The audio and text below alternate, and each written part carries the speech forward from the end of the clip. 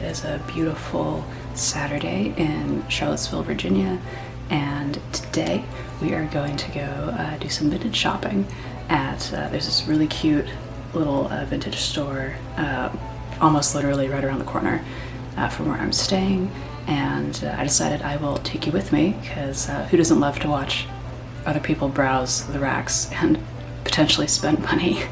Yeah, so I will take you along, and I hope you enjoy. And once I do my hair,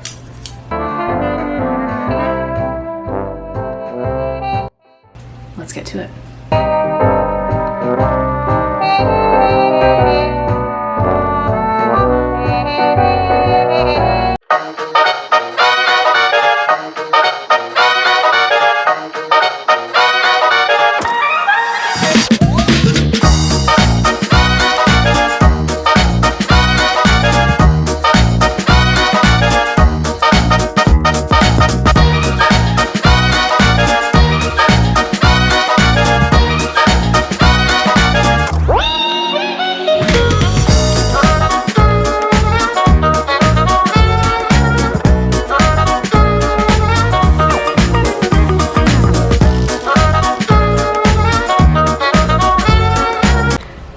So I've been in here for like 5 seconds. I already see things that I want. Obviously I was looking for like 1930s things, not necessarily to buy, but just like to touch and to look at the construction, and it's always cool to like find new and different, or old and different things, I suppose. But I saw this black velvet, probably a silk velvet, full-length opera coat that was just absolutely stunning, completely stunning. Fit me extremely well. I just felt like a total movie star. It was so luscious and gorgeous. It was actually labeled as 1950s, but it's not 1950s, it's absolutely 1930s, with these like puff leg of mutton sleeves and rabbit fur collar. It was so yummy. And it was very interesting because the lining of the coat was not 1930s. You can see that it's actually originally Saks Fifth Avenue, but the lining itself had been replaced, possibly a fabric from the maybe the 1980s, 1990s, possibly. I'm not 100% sure, but it definitely was not original to the coat. So the second thing I found was this jacket by possibly Elizabeth Arden. It's labeled Elizabeth Arden. I was confused by this though, because you can see that the top label is Elizabeth Arden, but then you have this Christian Dior New York label that's actually like stitched in on the side. We couldn't quite figure it out. One of the associates suggested that maybe the Elizabeth Arden brand was like in the Christian Dior like store or something like that. I'm not sure, but so that's a bit of a mystery. And then the next one was this Saint Laurent jacket from the 70s, really cute, kind of cropped. I think it went very well with the skirt. It had this like velvet paneling and this velvet braid. Very cool, very fun piece. And then this totally blew me away, this tuxedo Alexander McQueen jacket, possibly from maybe the early 2000s. I tried it on because I was like, this may be the only time in my life I get to put on something by Alexander McQueen, so it was super cool. Not quite my style, to be honest, but I had to try it on just to say I did. And then I found, or rather, Shannon, the sales associate I worked with, she showed me this really cool bright pink, like late 1940s, late 1930s, 1940s like house coat. Really cute piece, very flattering, with this quilting cuffs, quilting on the pocket and the collar. So that was quite fun. And I looked at some 1930s pieces just really to look at how they were constructed. This was a store brand. I think it was R&K Originals. And probably a rayon, or very possibly a rayon material, but it had this interesting sort of sleeve cuff applique detail that I've never seen before. And then it also had, this was kind of like a faux wrap dress to me, and it had this interesting kind of curved, not curved, they weren't quite darts, but I'll just call them curved darts just for the sake of just self-fabric belt. And then you can see here on the side these little buttons as the sides snap closure, because zippers didn't really become a thing until the 1940s. And yeah, just a really cute piece. And then you can see at the bottom here, this hem guard was probably added later. It was definitely a homemade edition, linen or cotton. And then this is a 1930s, 1940s evening gown, definitely handmade in this kind of maybe a taffeta material. It had these cool like peplums, and then the peplum belt detail had snapped in the back here. Very heavy fabric too. And then this is a really cute sheer 1940s, 1950s piece with the velvet detail and these kind of rhinestone accents. Very, very fun. Very good condition too. Gotta give a shout out to Cary Grant here. And then Shannon also showed me these really cool compacts and cosmetics that they had. This one I think is from the 20s, like a little rouge pot. And then here we have a 1930s rouge compact with this little advertising embossed on the other side of the puff. And then this I thought was really cool. This was a little rouge compact with the rouge applique or applicator, and then this was clearly like designed so that you could also kind of hold it with the space here for your fingers. Some Art Deco style earrings, always good and fun. And then these are really cool, these 1920s, probably real lizard or alligator skin pumps, which immediately made me think of Nicole Rudolph. And then this was really cool too, this little makeup case from I believe the 30s, 20s or 30s, that you could just kind of carry around with you, and you had everything you needed. And just really amazing quality piece with this little, with like the applique cover and just the metal. And this visit to Arsenic and Old Base just again reminded me how well made things used to be. Yeah, so, and then after that, Shannon recommended that I go to this vintage and thrift store a few blocks away called Low. And as soon as I saw it, I knew that I was going to get into trouble, because it was just a treasure trove of just amazing things. And one of the first things I saw was this display stand of like 1930s hats, which, I mean, come on, so cool. And then also for some reason I didn't bring my camera on this trip. I don't know why. But so I shot all this footage on my iPhone, so it may be kind of patchy in places, so apologize for that. But again, one of the first things I found was this burgundy velvet coat, probably from the 40s, maybe late 30s, with this real fur collar, just absolutely stunning. It made me feel like Rosalind Russell. Just so cool. It was a little bit challenging finding places to put my camera or my phone, but it was just absolutely amazing quality, and just really heavy, and just all of the glamour, gorgeousness. Yeah, so cool. I think it was like $300 or so, so a lot of stuff was definitely a little more expensive.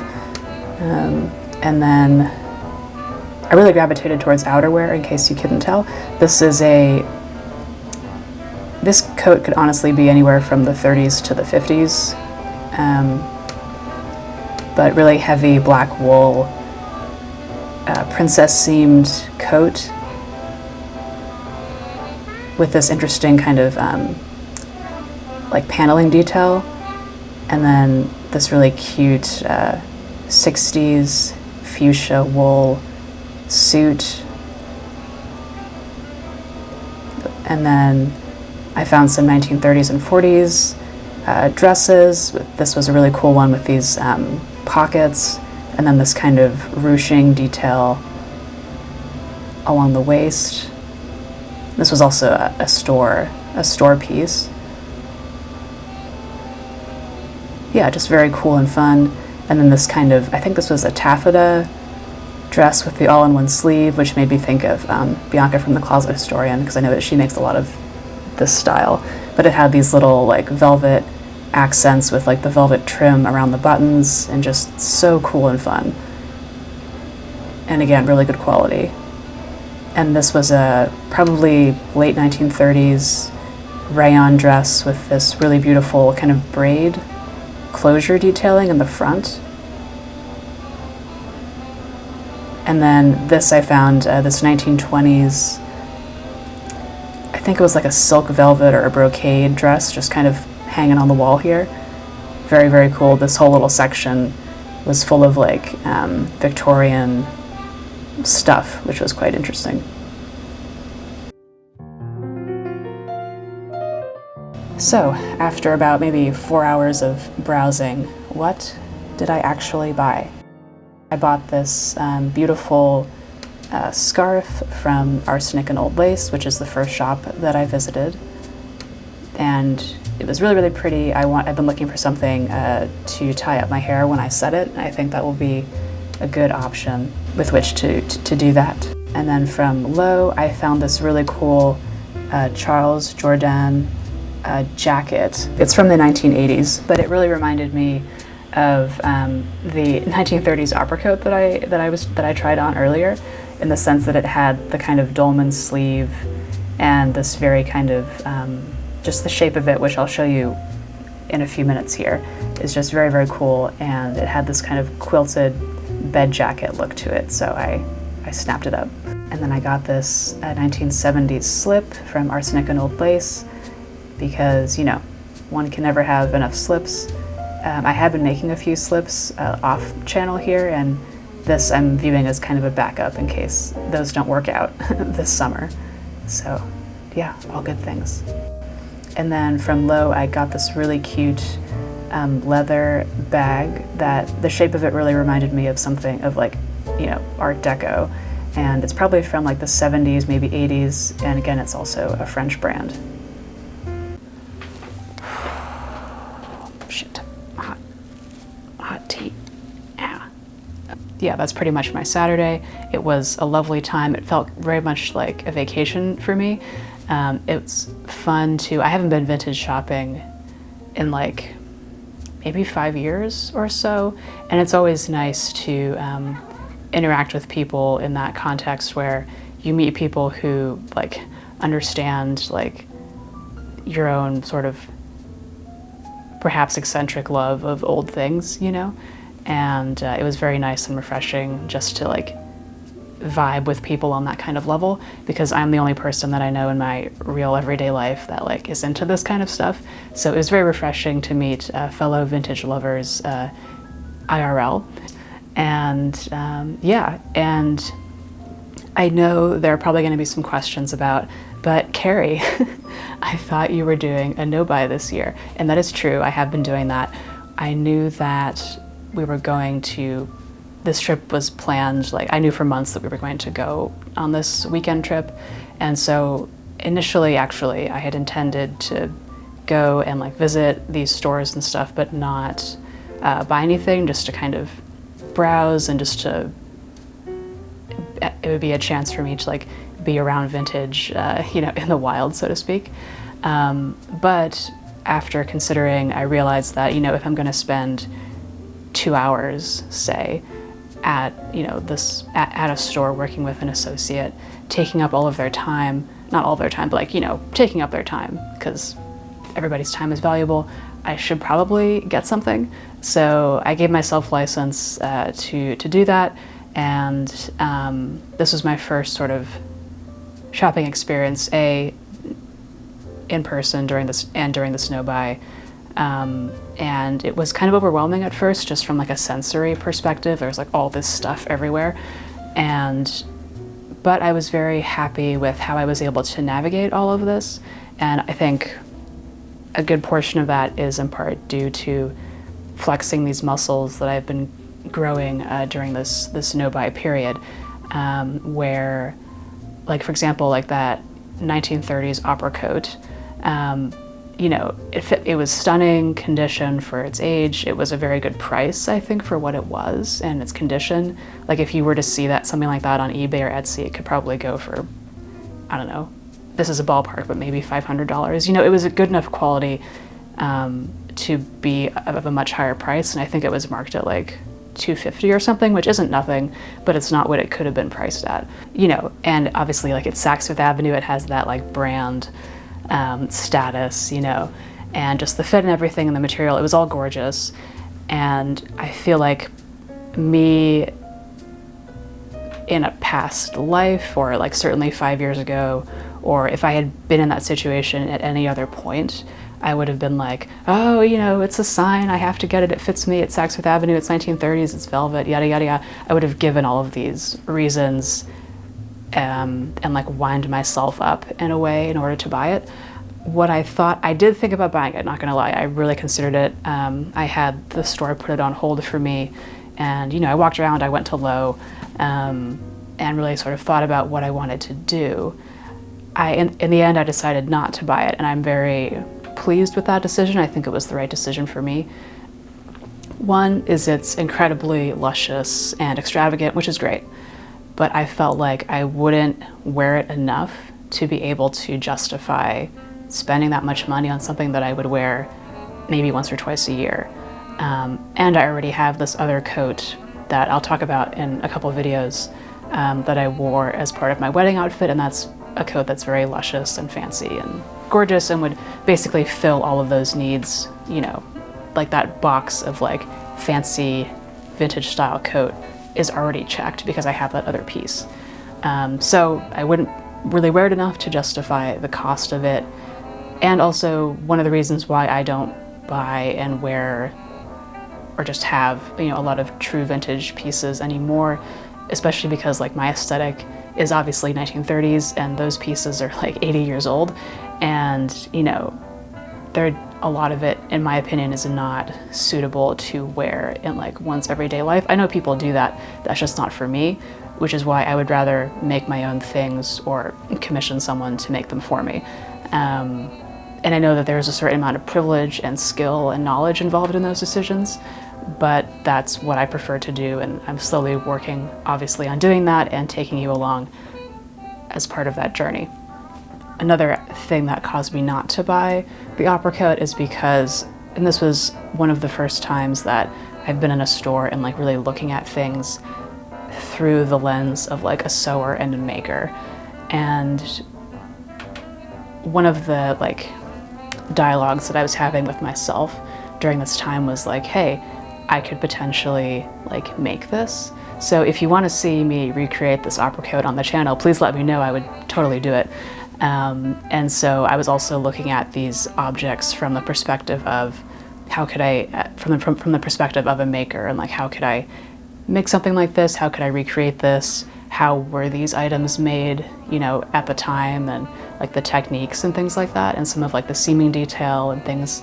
So I was also approaching that weekend with the perspective of like getting inspiration almost to like make my own things or my own versions of those things. And so one of the reasons, again, why I didn't buy the opera coat is I thought, hey, maybe I could make this. If I really want it, I could make my own version of it and share that process with you on the channel. So it felt to me like, hey, this vintage coat hanging, the Saks Fifth Avenue coat hanging in my closet, it's the same, my relationship to it is the same as if it were still hanging in the store, you know? Like, it's fundamentally like the same relationship. I just haven't spent the money to acquire that thing and then not use it. You know what I mean? I hope this makes sense, but I figured people might have questions about it because I know that that video where I talk about like the toxic side of great style, that's one of the most viewed videos on my channel. So I figure if you're watching this video and you've seen that other video, maybe you have questions. So I figure I would address that. The third reason, or fourth, or whatever we are now, why I didn't buy the opera coat and why I'm happy that I did not in the end was that I ended up finding something very similar at low, which I could not have planned for, but that's just how it played out.